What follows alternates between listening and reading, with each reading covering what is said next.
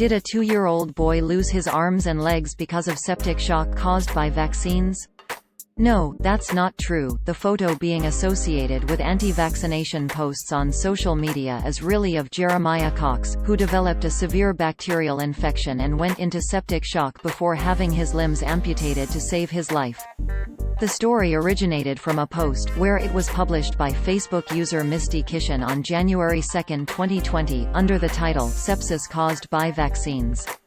It opened, quote, "This infant was born perfectly normal and after the current insane regimen of vaccines, developed septic shock which led to hyperinflammation which led to both arms and legs being amputated. Septicemia is primarily a result of a vaccination, but in babies and small children this blood poisoning is near 100% from vaccinations. Septicemia is contracted by over 75,000 children a year in the U.S., 200 plus every day, day in and day out.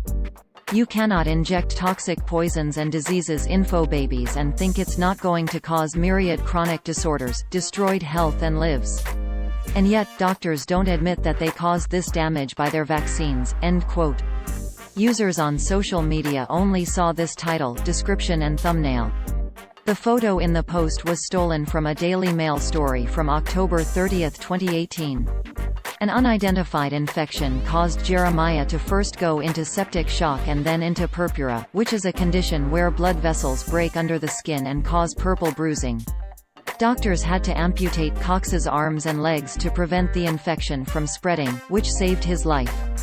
The Facebook post claims that sepsis in infants is caused 100% by vaccines, but according to Children's Health, the 8th largest pediatric health provider in the country and an academic pediatric hospital in Dallas, Texas, sepsis that affects newborns is nearly always caused by bacteria in the blood, which can be contracted from the external environment.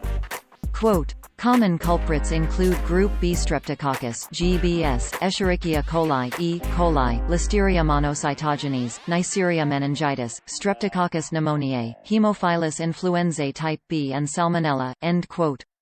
Additionally, according to the Federal Centers for Disease Control and Prevention (CDC), when a child is born, their immune system has not yet developed immunity to diseases. Their ability to fight off bacteria they find in their environment is relatively weak compared to an adult or even an older child. That's often why vaccines are given in childhood, to create immunity in children before they ever come in contact with deadly diseases. Being exposed to serious infections without immunity can increase the likelihood of sepsis in children, according to the CDC. The same photo of Jeremiah has been recycled and pasted in other posts, especially on Facebook where the information has a tendency to be reshared and spread. But the photo of the young child, and the real story of his recovery, is unrelated to vaccines.